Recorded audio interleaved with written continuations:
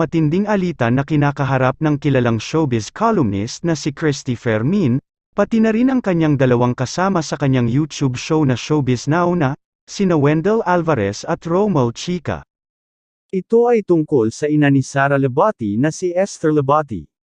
Kamakailan lang, nagdulot ng maraming spekulasyon ang mga larawan ng mga magulang ng aktres na kuha mismo sa harap ng Department of Justice.